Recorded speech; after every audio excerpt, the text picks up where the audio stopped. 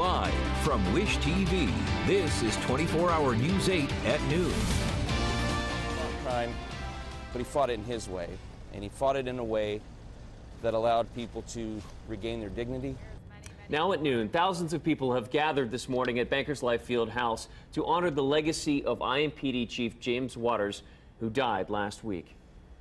Good afternoon. Thanks so much for joining us. I'm Bennett Haberly. And I'm Laura Lowry. Our top story right now is the funeral service. It's happening now for IMPD Deputy Chief Jim Waters. Waters died Thursday from injuries he received days earlier in a crash. A semi crashed into Waters' car more than a week ago along Interstate 70 near Plainfield. 24-hour News 8's Tim McNicholas is live at Bankers Life Fieldhouse, where the service has been going on for Deputy Chief Waters. Tim? Yeah, Bennett, this is the spot where Waters will be carried to his hearse. It's a spot where about an hour and a half ago his family walked into Bankers Life Fieldhouse, surrounded by the IMPD family. We had a chance to speak with some friends and co-workers of Waters. Former IMPD Chief Rick Height described Waters as the kind of guy who could diffuse any situation, no matter how hostile. The kind of guy who went above and beyond in his job every single day. Height actually promoted Waters from IMPD East District Commander to Assistant Chief, #2 in charge of Indianapolis Metropolitan Police Department. Waters was known for knocking on doors in the neighborhood just to meet community members, get feedback, make sure he really had a sense of the needs of this city, what the city needed to succeed. City Council President Maggie Lewis remembered doing just that with him, knocking on doors. Here's what she said to us before the service today.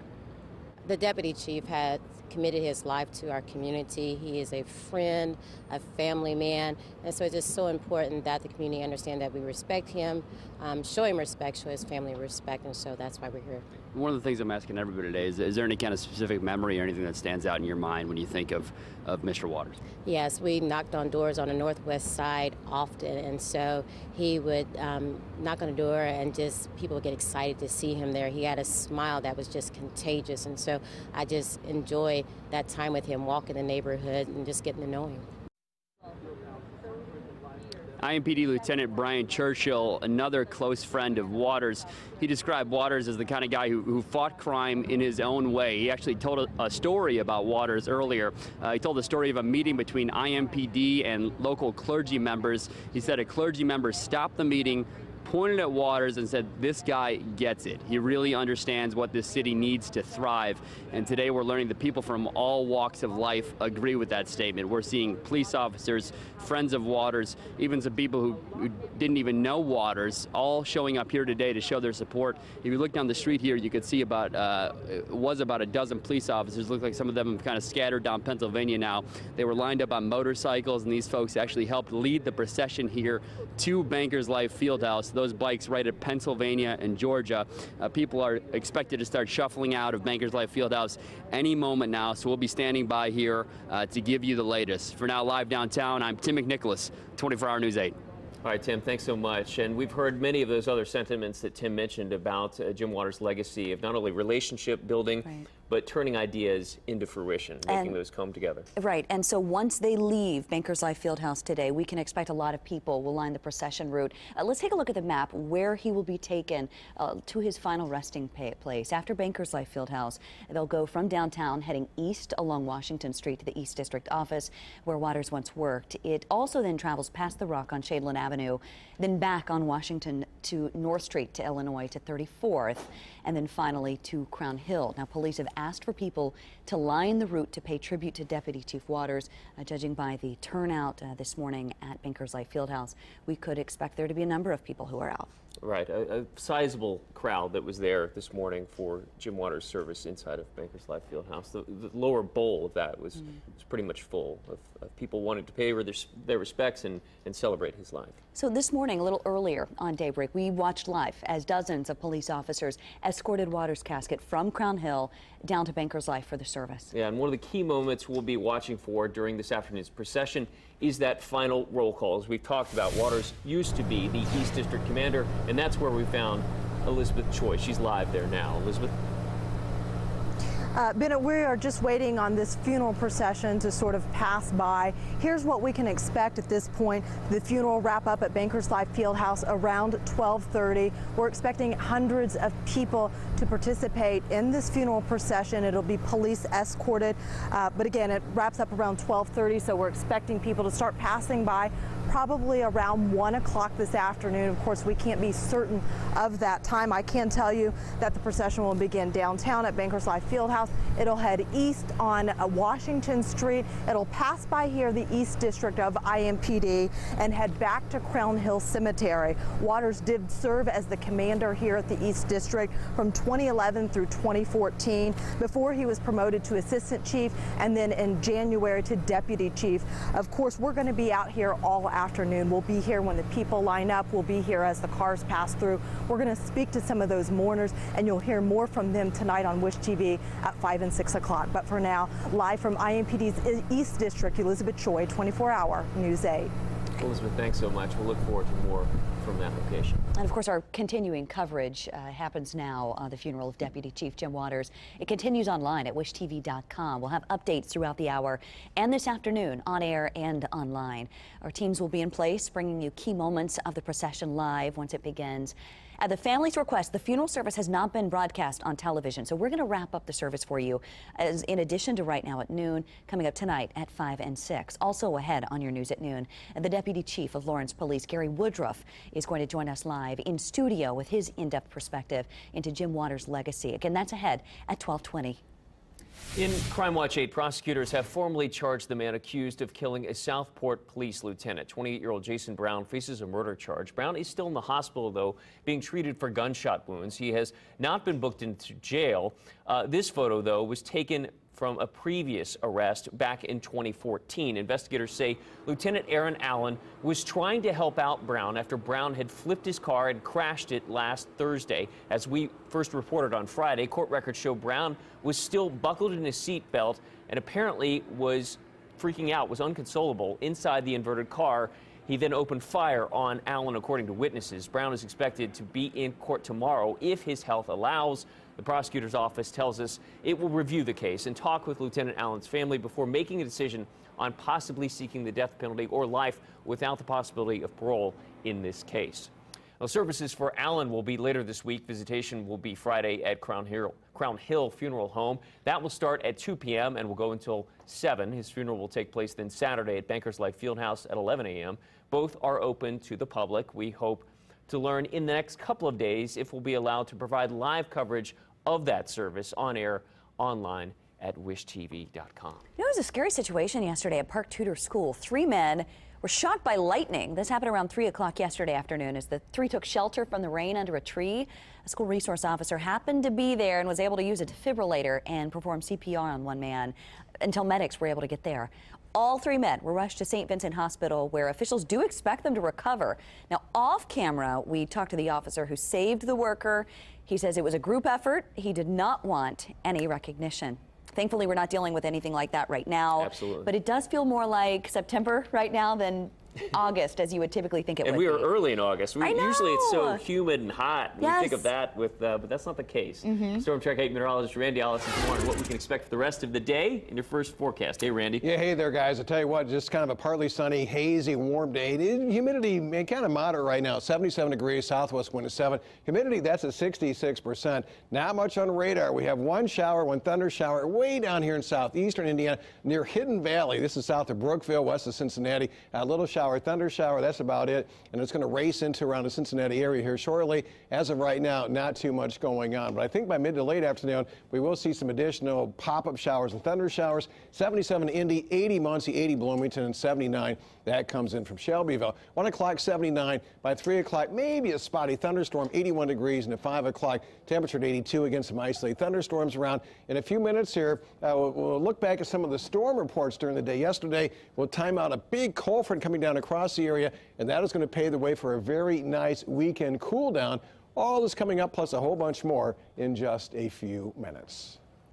All right, Randy, thanks so much. Happening right now, it is the Great Paper Push. Teams of Wish TV employees are going around town collecting donations from businesses to help teachers' treasures. Let's catch up right now with AC and Brooke, who are at the American College of Education downtown. Oh my goodness! Oh, this is great! Oh my! This is awesome! Education, baby! Yes, yes. How about that? Wow! How great is this, Brooke? Wow, by far the most enthusiastic welcome we have received. Ace, thank you so much. Yeah, okay, so what do you have for us here? Who's going to talk? So we've got paper, we've got backpacks. Backpacks are even stuffed. We've got easels and binders and pens and pencils and whatever you might need for a classroom. I think we've got it. Oh my goodness. And ACE does higher education online learning, and you know, it plays a role, right, in elementary to get to this point. So how many of you have a favorite teacher that you can remember, just by a show of hands? Yeah, right? Everyone does, and this means so much. So thank you guys so much. We continue to keep a close eye on the funeral services for Deputy Chief Jim Waters. Still ahead this noon hour, inside perspective from a fellow deputy chief who says Waters' passing hits very close to home. That's at 12:20.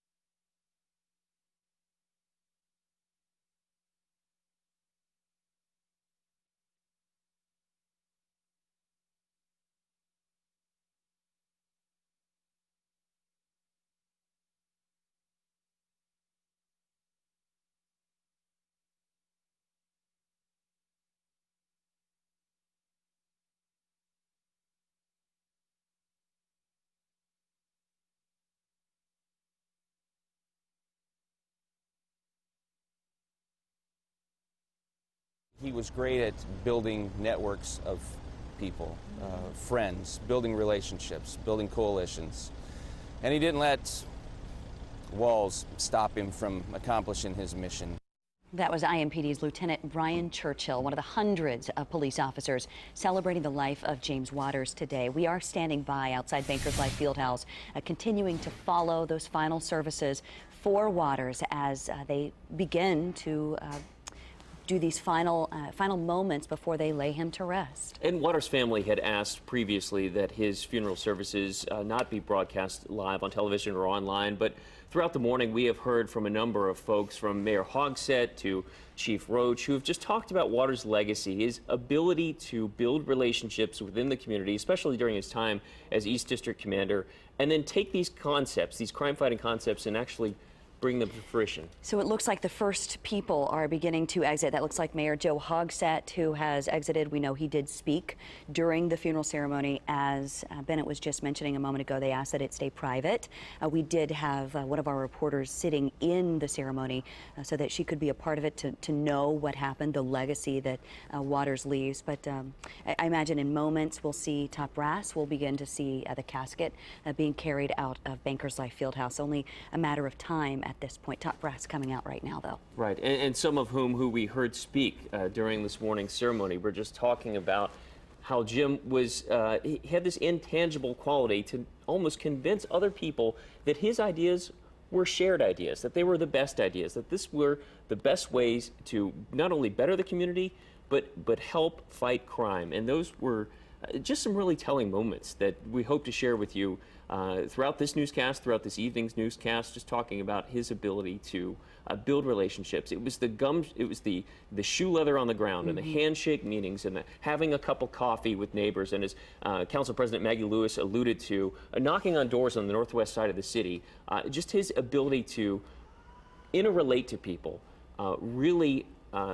I think it speaks volumes for the person he was, and really his ability to lead this city. You mentioned cup of coffee. Just a moment ago, we heard from Lieutenant Brian Churchill with IMPD. One of the things he did say this morning on Daybreak was literally a cup of coffee. That's how he got things done, because he was able to understand not only what needed to be done, but then also how to get it done. Take those big operational concepts and make them something that would be actionable, to make change, affect change, not only in the department, but really in the city, taking big issues that we've been seeing, specifically with mental health at the forefront, and making them things that then IMPD could create into big, not just big ideas, but big programs that then could affect change. And we saw one of those programs come to fruition this week, the MCAT program, which combines not only police officers, first responders, paramedics, but also those trained with mental health services, so that they can tackle the issue of crime, and not only just the incidents that happen, but also the intentions behind them, the mental health issues and the poverty that often fuels crime in several cities that not mutually exclusive to Indianapolis. But all these concepts, these sort of cerebral ideas that we've talked about in trying to become crime-fighting tools, Waters is being credited with a lot of, making those ideas become realities. So you see right now, standing by, if you are just joining us here on your new newscast, we are bringing you live coverage of the final moments and the moments after the funeral ceremony, funeral service for Deputy Chief Jim Waters. As we know, Waters was injured in a really horrible crash almost about a week and a half ago. It was on a Sunday, a week and a half ago, where he stopped on I-70, or came close to a stop on I-70, to remove something that was in the road at the time. At that point, he was hit by a semi and sustained really pretty horrendous injuries, and he passed away on Thursday last week, so several days later. And so some of what has been discussed this morning has not so much, unfortunately, focused on what claimed Deputy Chief Waters' life, but more on his legacy, what built him up, what built this city up, and his contributions to that. So what you're looking at right now, this is a live picture that we have outside of Bankers Life Fieldhouse in downtown Indianapolis. And our Tim McNicholas has actually been outside of Bankers Life for the better part of the morning, watching people go in and talking to folks as well. Tim, are you there with us? Yeah, Ben, and I just want to recap, confirm what you guys saw earlier. Some of the first people to walk out of the service today were Mayor Joe Hogsett and Deputy Mayor David Hampton, along with some of the IMPD top brass. They're now lined up on Pennsylvania Street behind me. Just an outpouring of support here. Dozens and dozens of police officers walking out here. To recap what we heard earlier from Lieutenant Brian Churchill, he described Waters as the kind of guy who fought crime in his own way. He tried to not just stop crime, but to stop the things that he felt caused crime, whether that was financial stress or quality of life. We also spoke with former IMPD Chief Rick Height. He was fighting tears when we spoke with him earlier. He described Waters as the kind of guy who just went above and beyond in his job every single day. Here's a bit of what he said to us earlier today. For me, it's still surreal. I was at the funeral home yesterday. I was in training in Atlanta, and I cut my trip short when I found out about the arrangements. Jim was a gentle giant, and you heard all the accolades, and he deserves even more. Coalition builder, bridge builder, understood the human condition, formed the department in understanding diversity. Made sure people felt they never met a stranger when you met Jim. Walked the communities day and night, he and I together, and it's hard.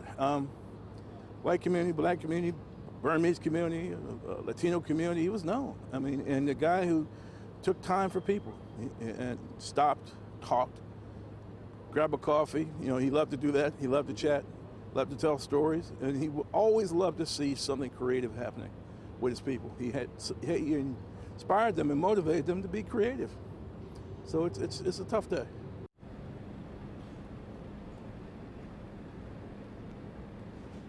Now, Waters is actually known for walking through the community, knocking on doors just to get to know community members, get to know his neighbors, make sure he got some feedback, and make sure he had a sense of the community and the needs of this city. City Council President Maggie Lewis told us earlier that she did just that with him, and she remembered just the hard work and dedication that he put into just something as simple as walking around the neighborhood, knocking on doors. Chief Hyde, former Chief Hyde, who we heard from earlier, he actually promoted Waters from IMPD East District Commander to the Assistant Chief, number 2 in charge of the Indianapolis Metropolitan Police Department. So just an outpouring of support here. Lieutenant Churchill earlier, he told us a story of a meeting between IMPD and local clergy members. A clergy member stopped that meeting, pointed at Waters and said, "This guy really gets it. He really understands what this community needs to succeed, what we need to thrive." And today, just so many people from all walks of life agreeing with that statement. We're seeing community members, police officers, friends, even some people who don't even know Waters. I'm going to step out of the way one more time and show you all the people who've lined up here on Pennsylvania Street. You can see dozens of officers, dozens of IMPD top brass, along with Mayor Joe Hogshead, Deputy Mayor David Hampton, and they're still shuffling out of Bankers Life Fieldhouse. So we will stay here, we'll stay on top of this, and bring you guys any updates as soon as we see them. Tim, as you've been sharing stories about the legacy of Jim Waters, what we've been watching behind you and over your shoulder, what you've talked about is the outpouring of all these officers and city leaders who have come out to now line along the street. Did you get a sense of the crowd? It seemed from the earlier video that we were recording back here at the studio that there was a large turnout there. Certainly a large turnout. It's tough to get a sense for exactly how many people, because some people were even showing up very early this morning, well before we got here, but safe to say that we saw hundreds of people shuffling through the doors of Bankers Life Fieldhouse. I know Lieutenant Churchill earlier said that he wouldn't be surprised if thousands showed up today, and if we got that tally later that said thousands, I wouldn't be surprised either. Obviously, you could see just from all the people pouring out here onto Pennsylvania, this is only a small fraction of the amount of people that showed up here. Certainly, many more were inside that building today, Bennett. Tim McNicholas reporting live for us. Tim, don't go far. Obviously, we're still waiting for the casket to be carried out of Bankers Life Fieldhouse. Tim, we'd probably like to check back in with you at that time. But right now, we do want to bring in a special guest that we have with us, really offering perspective today. Right, and Gary Woodruff is joining us now. And Gary, you know Jim Waters, and we've heard stories all morning about his legacy, about his ability to not only build relationships, but also solve problems. Tell us about the Jim you knew. Sure, well, having the ability to, the opportunity to interact with Chief Waters, it was very special. He had a special innate quality of being able to identify the root causes of what was contributing to crime within the entire Marion County area, and then provide solutions for those. That's where the magic occurred with Deputy Chief Waters. The ability to, not just say, okay, we have this issue, we need to do something about it, but to operationalize that, target resources, identify the root causes, and then effectively address it. It's brilliant. Before he was Deputy Chief, he was command on the East Side, 2011 to 2014. During those years, you guys were essentially neighbors, right? Because of your role in Lawrence and then his role on the East Side. Sure. Talk about your dealings in those years. Oh, we were neighbors, and we got to be friends as well, and our relationship then and now continues to be wonderful with our partners at the East District and all of IMPD, really. But Chief Waters really built those bridges, developed those community relationships, and provided a pattern, a paradigm for us to follow, and we've modeled that, and we've seen improvements in the area, especially our shared jurisdictional boundaries of the 42nd and Post corridor. You know, there are some special challenges there, and starting with Chief Waters and continuing that legacy, it's been wonderful. And those were important years. That 2011 to 2014 window. I mean, that's sort of where we saw a surge in violence in Indianapolis. We had the opioid crisis that was just coming in its infancy and starting to really blow up. I mean, those were times when the East District of the city really needed some attention. East District was representative of some of the things going on throughout Marion County, but you know, very much an area that where Chief Waters was the right man at the right place at the right time. You know, and you know, building those relationships. You know, we say that all the time, and then identifying solutions, connecting with people. That was a special quality as well. Connecting with a wide variety of people that we provide services for. And then again, to identify the root causes of what's going on in the neighborhoods and to identify solutions to effectively address those. That's where the real magic occurred with Chief Waters. You know, Chief Woodruff, we had the opportunity to talk with you before we came on air today to kind of get a sense of who Jim Waters was and what his real strengths were. Let's talk about some of those programs that in our world, we've learned about these programs from the news releases, from the press conferences. Sure. But it seems like Jim Waters was behind some of the biggest things that have been rolled out in Indianapolis. Sure. Well, you know, the Behavioral Health Unit, for instance, the MCAT program that just went operational on Monday. I remember hearing about and interacting with Chief Waters and him discussing, you know, we need to do this. And then he selected the proper people, you know, the Lieutenant Brian Churchills and many others to help out. They did terrific. Sorry. No, I don't think there's any reason to apologize, Gary. I mean, this is a day when fellow officers like you are trying to remember the person that Jim was and celebrate his life. And well, we celebrated his life as well. Plus, he listened to Elvis. There aren't that many of us that still listen to Elvis, and so you have to appreciate that as well. You know, a laugh every now and then is a good thing. A good thing to have, and a good memory of him as well. I think this is about a celebration of life as well, not just the law enforcement officer and public servant, but the human being that Chief Waters was as well. Gary, stay close. Don't go far. We want to continue our conversations with you. We did have more members of our team that actually were at Bankers Life Fieldhouse, one specifically who sat in on that service. Yeah, Brenna and both Tim and Nicholas have been down there. And guys, what can you provide us a little bit of perspective on what actually transpired during the service for folks at home that don't know? Yeah, sure, Bennett. This is Tim here. I'm standing by with Brenna right now. She was inside Bankers Life Fieldhouse for that service. Brenna, welcome. What exactly did you see in there? My goodness, it was as expected, a very touching ceremony. The attendance was impressive, as expected. A quick head count I was able to make was around 1,200 people, a lot of them uniformed police officers and sheriff's deputies. And the speakers, of course, varied. We heard from Mayor Joe Hogsett. We heard from Chief Brian Roach. We also heard from Lieutenant Michael Bruin, who knew him very, very personally. And they had lots of very touching things to say about him. They told stories. Anything in particular you'd like to hear? Sure. I mean, we've heard so many emotional stories out here just today from former Chief Rick Height and some of his former co-workers. What were some of the things that stood out to you the most, some of the stories and some of the memories that people shared in there? Well, believe it or not, something that actually got a laugh in the group. Chief Brian Roach got up there and said, now for folks who don't know him, this is going to sound weird, but I'm going to say that Jim Waters was the best manipulator I've ever met. And some folks smiled knowingly and others of us looked on like, where is he going with that? And sure enough, he went on to describe how Jim Waters would encourage others to be better and be their best. He'd encourage city employees as well as police officers and just general people he came in contact with to be better and to do their best. And he would find a way to manipulate them to become better than they really were. And Mayor Hogsett actually touched on that as well before Brian Roach even used the word manipulator, and said that he has inspired us to become a better city, to become better people, and that we should try to follow his example to improve Indianapolis and to improve our own personal lives. Sure, and we even heard out here from some folks who said whether it took a cup of coffee or a knock on a door, he was really willing to do whatever it took to get a sense of what this community really needs and what this city needs to thrive.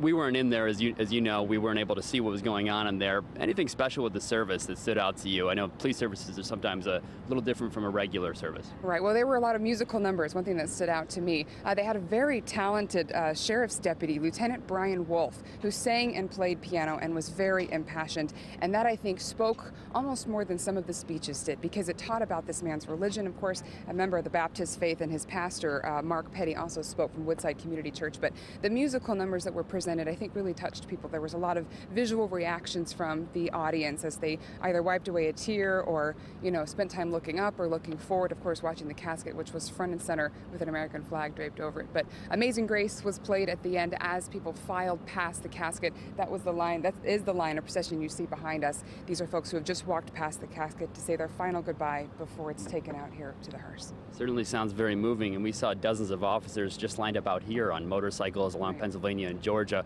Were these mostly IMPD officers inside, or I believe I saw some officers from other departments as well? It's impressive how many diverse there were, Tim. You're exactly right. It was the sheriff's office, it was IMPD, and there were also others with uniforms I didn't even recognize that seemed to be uniformed officials who were just there taking an hour out of their day to be a part of this funeral. Of course, the speakers were all from IMPD who knew him personally and were able to speak to that, but it sounded like that the support of people who came wasn't just from this zip code or this area code, but from places all over who had been touched by this man's life. And we saw Mayor Hogsett along with the deputy mayor. They were some of the first folks to shuffle out of the building here.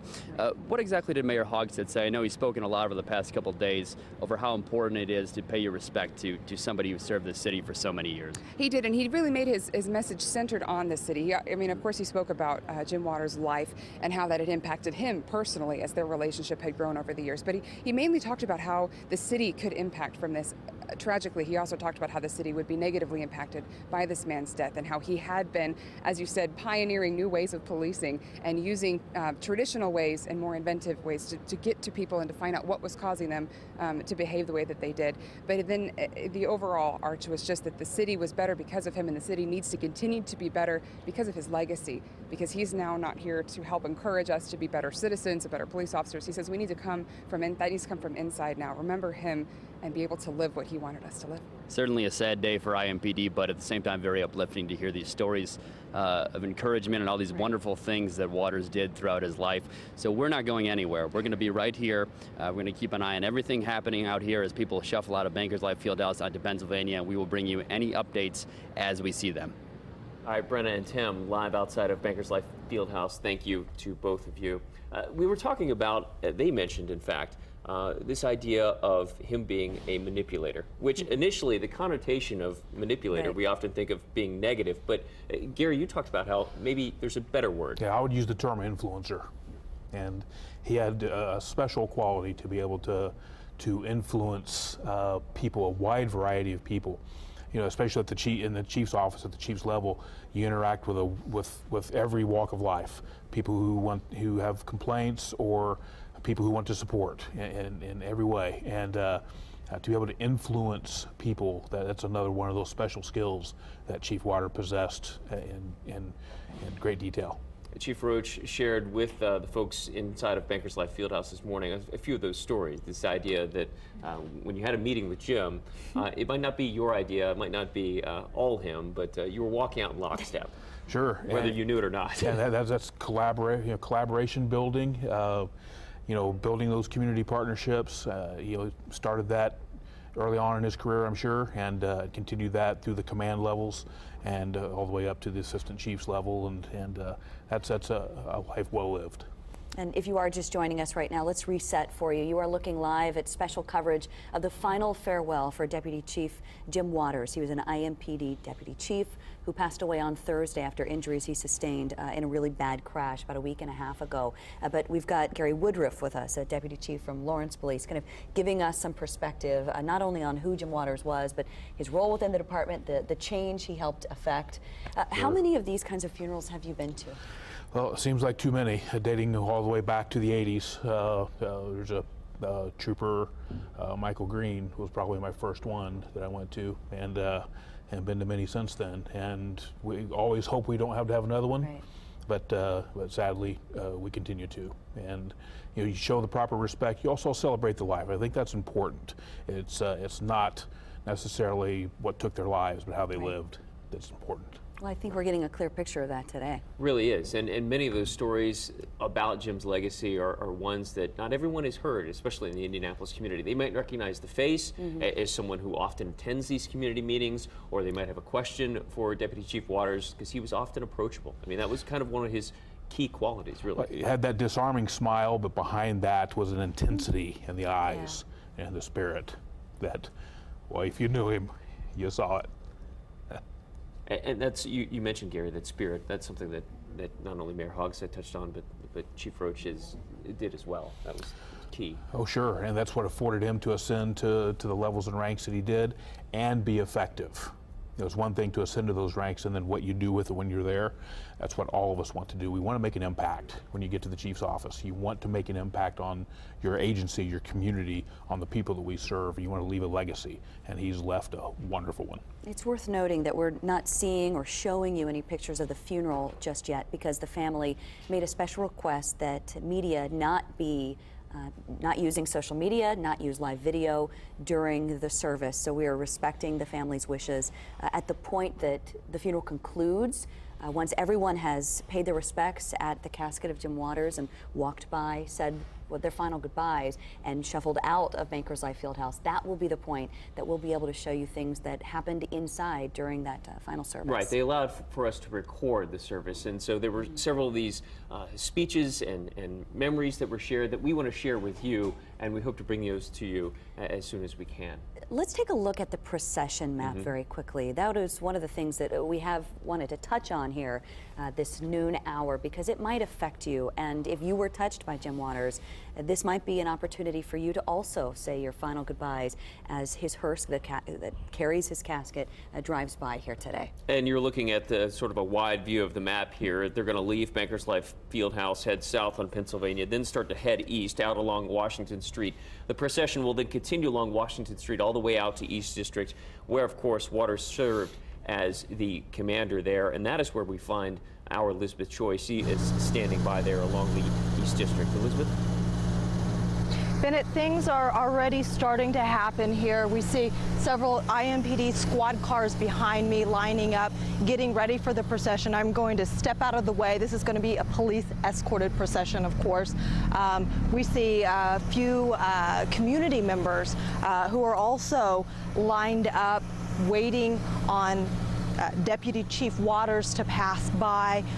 Aerial fire trucks are set up along Washington Street. It's tough to see from our vantage point right now, but they have sort of an arch and a flag that's been lowered. This is just the beginning. We're not expecting, the funeral didn't wrap up until 12:30 or shortly after 12:30 at Bankers Life Fieldhouse. And again, these are just officers setting up. We're expecting the procession to move by this area somewhere within the next 15-30 minutes or so. Hard to pinpoint exactly when. We do know that Deputy Chief Waters served as commander here at the East District starting in 2011, going through 2014, before he then went on to become Assistant Police Chief, and then in January he was promoted to second in command as Deputy Chief. Still a lot going on today. We plan on talking to some of the mourners, and actually we did speak to one. He's been out here for the better part of an hour now. He knew him. He knew Deputy Chief Waters, called him a friend. Hear what he has to say. I wanted to get out here before the procession came through so I could show my respects to the chief. And I met him and talked to him several times. Couldn't be a nicer guy. And this is just such a huge loss for the city of Indianapolis and the Indianapolis Metropolitan Police Department. So it's just one of the greatest officers that has been on the department. Again, officers, community members now starting to line the streets around IMPD East District, where Deputy Chief Waters served as commander from 2011 to 2014. We expect the funeral procession to make its way through this area anytime. We're going to be out here, and we'll bring you those updates as they become available to us. But for now, live from IMPD East District, Elizabeth Choi, 24-Hour News 8. Elizabeth, thanks so much for that. We will check back with you. You know, she brought up the point of the roll call that's going to happen there at the East District. Deputy Chief Gary Woodruff with Lawrence Police is with us still this hour in our special coverage of the final farewell. Let's talk about the roll call. What does that mean? What's going to happen? So most police agencies, including ours, conduct a roll call when you're coming in for your shift. The officers gather, the supervisors give you some of the duties of the day, maybe your district assignments, maybe some beyond the lookouts, some extra patrol requests, things of that nature, things the department wants you to know. In this particular case, they're going to pay tribute at that roll call to Chief Waters, and what a fitting way to allow the officers that are working today coming into their roll call and paying tribute to Chief Waters.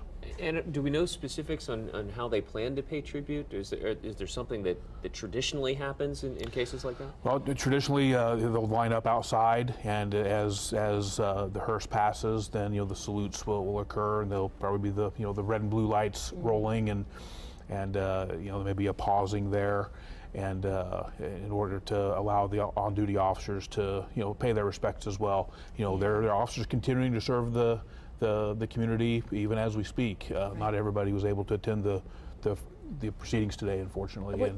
You brought up a point that I did ask you about earlier, and I want to make sure people understand that when there is a death of someone, not just of prominence within a police department, but anybody within the department, you, Lawrence Police, also other police agencies, reach out and volunteer to cover for them so that others can pay their respects. Talk about how that works. Oh, sure, yeah, especially in line of duty deaths, but in a case such as Chief Waters as well.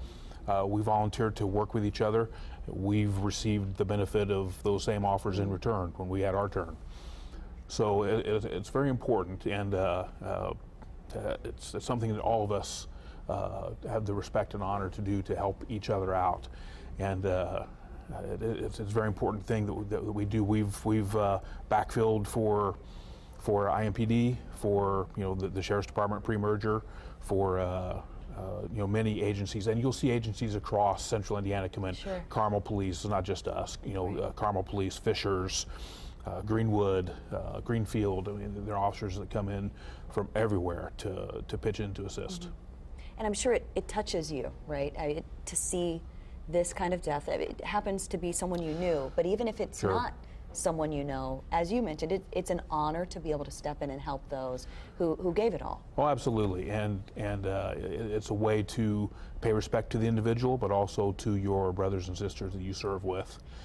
And it gives you, those relationships are critical. We all know each other. It's a small community, especially within the law enforcement circles. We know each other, and taking care of your brothers and sisters in that time of need, it's a special way to serve.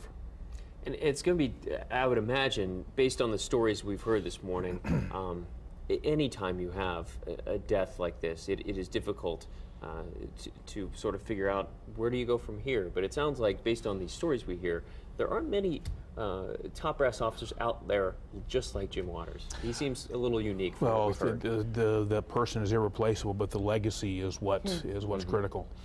And there will be people who will be carrying that legacy forward, not just within IMPD, but within all of our agencies. Our chief, David Hoffman, very close to Chief Waters.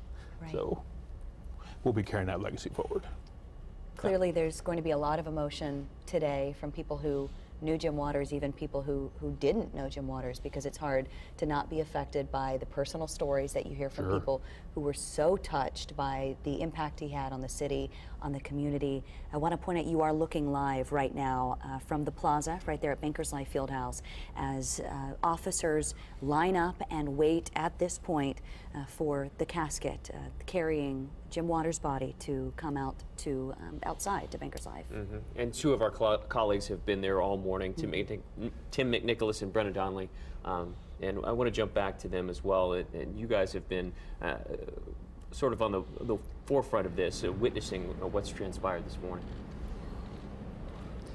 Yeah, absolutely. We're starting to see some more familiar faces shuffling out of Bankers Life Fieldhouse now. We just saw Sheriff John Layton behind me, U.S. Attorney Josh Minkler standing here, and just more and more police officers, IMPD top brass, moving out of Bankers Life Fieldhouse. All these folks showing their support today. Our Brenna Donnelly was inside Bankers Life Fieldhouse. We were on the outside. We spoke with Lieutenant Churchill, who you could hear his voice shaking when he told stories about how much Mr. Waters meant to him and how much he meant to IMPD in the city. From my understanding, there was another lieutenant on the inside who also had some very personal stories to share. You're exactly right. The family didn't speak, but through these lieutenants' eyes, they were able to kind of describe who Jim Waters was personally. Now, the lieutenant who spoke was Michael Bruin, of course, with the IMPD. He had several stories to say. One in particular, he mentioned that Jim Waters was absolutely legendary at the command level, but that he was a police officer first, and he was a good police officer. They said even as he began with the IMPD and obviously sending and receiving email correspondence, he would sign his emails with the words, "It's an honor to serve with you." And he would send every email with that kind of a phrase at the end of it. And at the end of this Lieutenant Bruin's remembrance, he got choked up and said, "No, sir, it was an honor to serve with you. The honor is all ours." And the room was just absolutely silent at that, Tim. It was a very touching moment for him to go full circle and describe this man as a police officer, but also his commander. I could only imagine, and the pastor in there also knew Mr. Waters personally. Right, that's true. His pastor spoke in particular, Pastor Mark Petty. You know, he wanted to describe Jim Waters as a person, of course speaking from the personal point of view as opposed to the police point of view. So he actually had three characteristics that he really emphasized. One was that he was a humble servant. They said he never complained, in so much that apparently he's a basketball player, and I'm not surprised hearing this. The man is 6'5".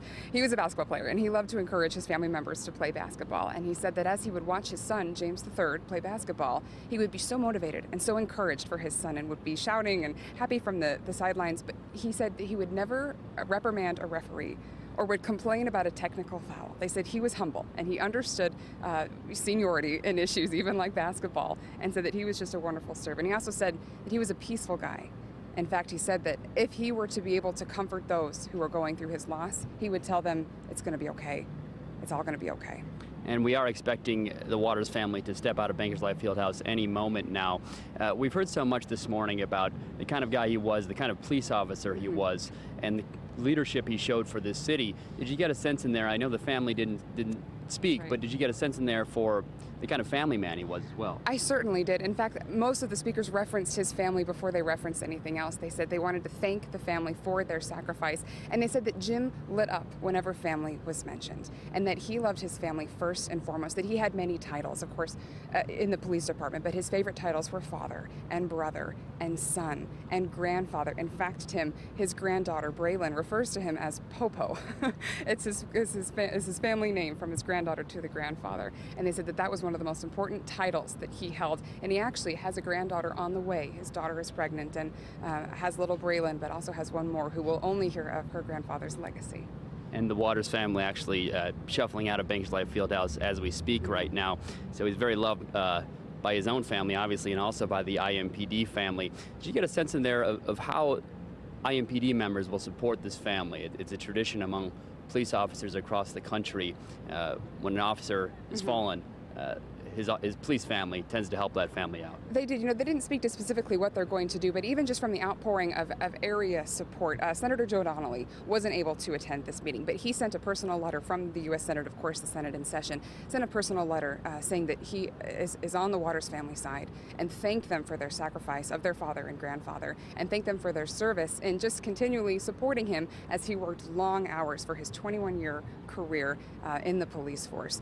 There was also, Brian Roach was there in person, the IMPD chief, but he also released a statement that was read from this pulpit that said that the Waters family is the police family, and they're all connected, and they will always be connected because Chief Waters changed people's, Deputy Chief Waters changed people's lives, and that doesn't just go away when the person is gone. And we weren't able to show any live pictures of the services, but Brenna was able to snap a couple photos. You said there was a head count, by your count, of about 1,200 in there. That's right. There were several stands filled with people, and then on the floor, actually, the Indiana Fever basketball floor, there were several rows of uniformed police officers as well as casual dressed family members and friends. My quick head count was around 1,200, but people were filing in at different times and filling in aisleways as well. So it remains to be determined how many people were here, but as you can see the scene here live, more people are coming to Pennsylvania Avenue to watch this procession, and it's just going to get larger from here. Sure, and we spoke with people out here who were police officers, friends of Waters, and there were even some people who didn't even know him.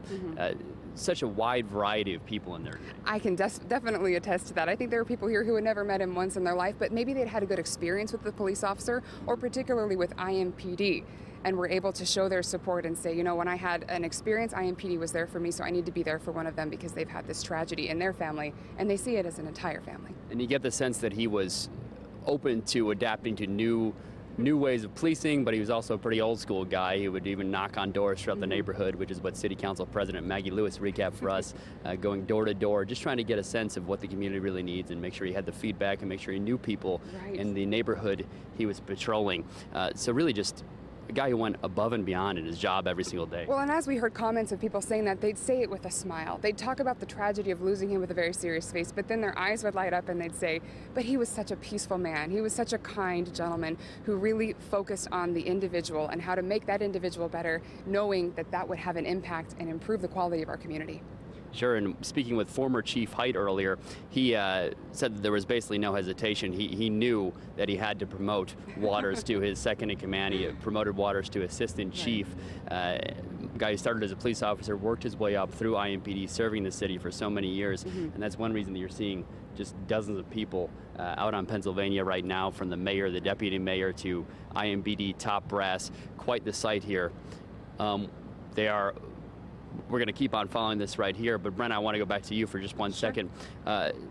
There were some personal stories from the pastor in there as well. Could you kind of recap for us some more of what the pastor said in there? So the pastor, of course, knew him personally and was able to wax religious and talk about his relationship with church members, of course, and his relationship with his Heavenly Father and with Jesus Christ, and really underlined the fact that this man lived his life very honestly and was very open about his beliefs and was very open about how he wanted to help others. And the pastor was very emphatic that he really understood a concept of a heaven and the concept of an afterlife, and was eager to meet his friend Jim back in heaven, as this pastor was able to recall. And one thing that was impressive to me that the pastor said is that he knew his family, right? And he knew his family life. And so he said that one thing that he had done already in his life, Jim Waters had, was spoil that granddaughter, Braylon, already. And he had said that this granddaughter will have memories of this and will be able to remember how her grandfather spoiled her, and how focused he was on his family. And of course, folks who knew him here, folks in uniform, saw him as a police officer, but this pastor and others who knew him personally saw him as that father and grandfather and brother and son.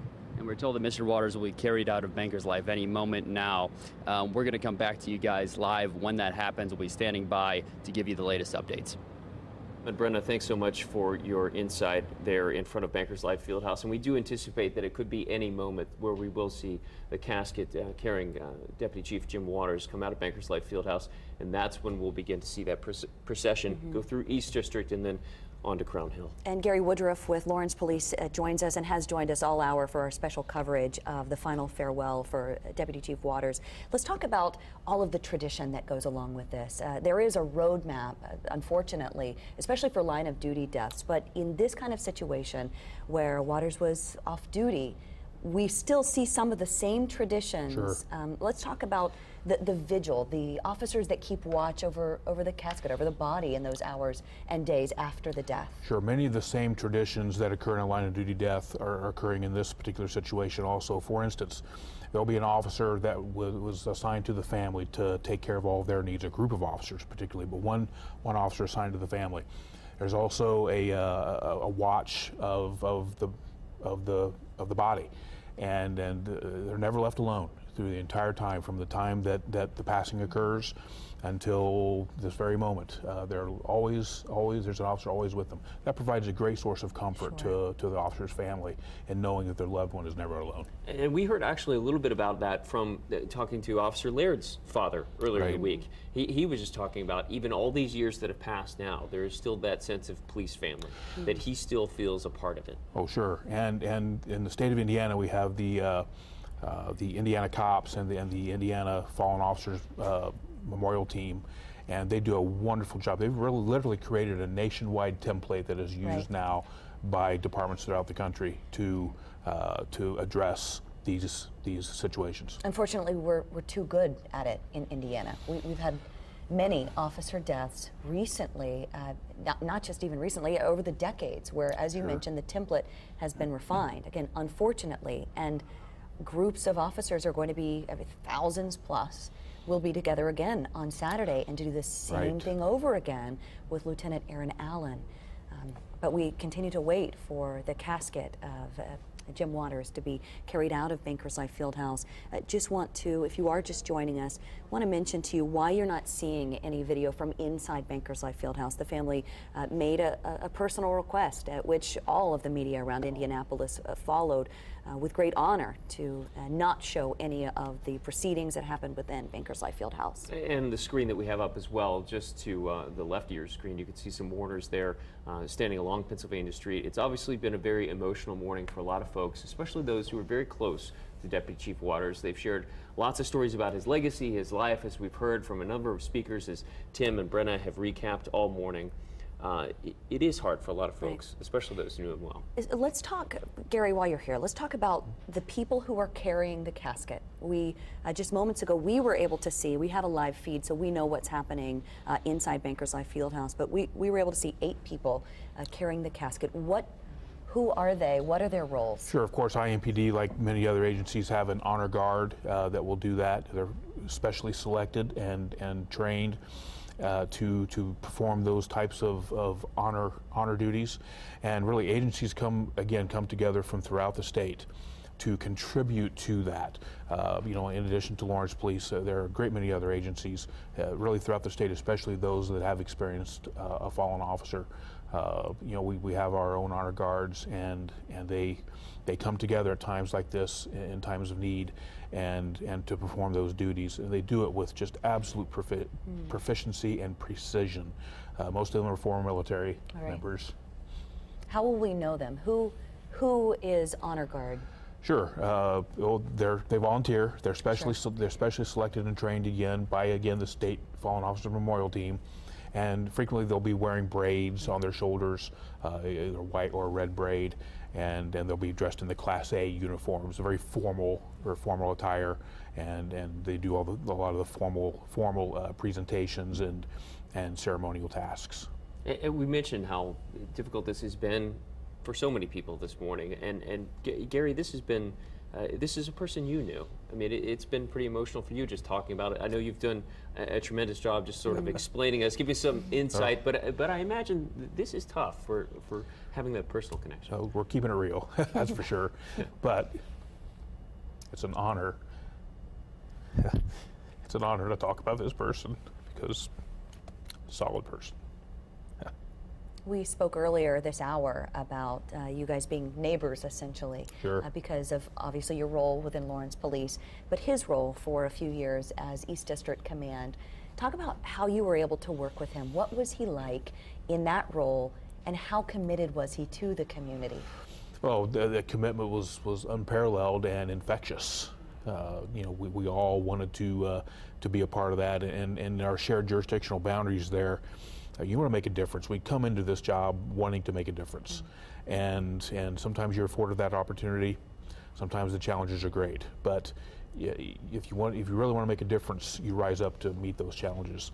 And Chief Waters epitomized that, and that's something that we've tried to emulate and serve as a role model, and that's a legacy that we'll continue to honor moving forward by continuing those things that we've observed in action from Chief Waters.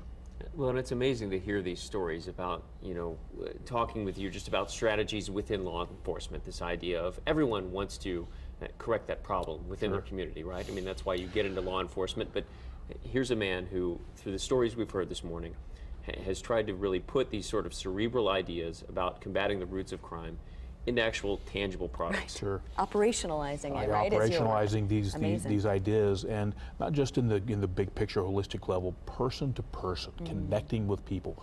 That's really where it's about. It is connecting with our fellow human beings and doing what we can do to help out. That's really what it's about. I've sat in those meetings also. Right now, we are able to see here with our personal feed that it was sometime in the next maybe 90 seconds, we will be seeing the casket carrying the body of Deputy Chief Jim Waters coming out of the doorways, which you see now live on your screen. We've been showing you this picture for quite some time, but we want to make sure that you see the moments and you're able to pay your respects as well if you knew Jim Waters or you knew the job that he did and what he represented for not just IMPD, not just the police agency, but for the whole community. Right, and as soon as as that happens, I'm hoping we can sit on these images just for a little bit. I can sort of describe what we're seeing off camera right now. We have about, oh gosh, I would say maybe 8 or 9 officers who are acting as pallbearers currently for Deputy Chief Waters, and they're in sort of the foyer, if you will, of Bankers Life Fieldhouse, getting ready to exit there onto Pennsylvania Street. As we mentioned, that procession will then go around south in Pennsylvania and head back up east along Washington Street. So, Gary, we've been talking about sort of the circumstance and what goes into this. I don't want to say pageantry because that feels like an incorrect term to use, but I mean, there is sort of a tradition that goes into these officer funerals. Sure, we are a paramilitary organization. And so we borrow a lot of the traditions from the military, and part of that is the honor guard paying its special tribute with the precision that they use of transporting the casket, for instance, and it can give the family. Ultimately, this is all about the family, of course, and as well as the extended law enforcement family and the community as a whole. Ultimately, at the end of the day, there's a grieving family here that really that's what the focus is all about. We are seeing the casket right now, or in a moment you will see it literally roll through these doors that you're seeing live on your screen right here. Up until this point, those 8 people who have a hand on the casket have been carrying the casket from the floor of Bankers Life Fieldhouse. I don't know if it was up the steps, we weren't able to see that, or if it was through an elevator, but either way, they brought the casket down the steps by hand, and then at the bottom, kind of the vestibule of Bankers Life Fieldhouse, they then put it on, what would you call that? A cart, I guess, with wheels that they're able to push the casket, which you will see here in just moments, being pushed through the double doors at Bankers Life Fieldhouse. We should see it literally in 30 seconds or so based on our live feed that we're seeing right now. Yeah, there are about 8 officers that are flanking either side of Deputy Chief Jim Waters. And as we've mentioned before, he's going to head outside and they'll move onto Pennsylvania Street. Well, then they'll head south, head back east towards Washington Street, where East District has set up several cars for East District roll call, where these traditions will continue. It respects the well wishes, and I want to pause for a moment as we see the body of Deputy Chief Waters being carried out of Bankers Life Fieldhouse.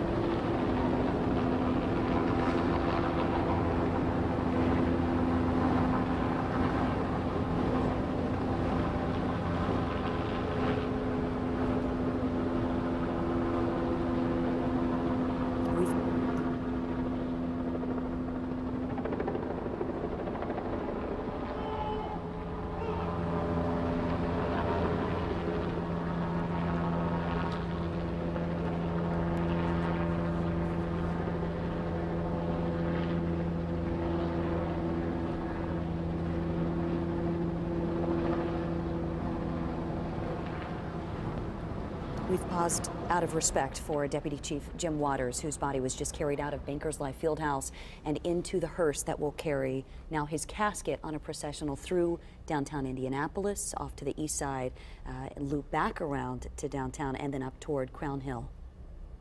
And the family of Jim Waters has been seen leaving now Bankers Life Fieldhouse. And Deputy Chief Gary Woodruff, you talked about just how the honor guard is, there'll be an officer who stays with the family, because this is obviously a tough day for them, but that's a tradition that carries on. Sure, and they have purpose also. It's ceremonial, but it's also operational. If the family has a need, if there's a specific thing that they need to be obtained, that needs to be obtained, it's their responsibility to see that happens. Let's talk too about the fact that the body is never alone.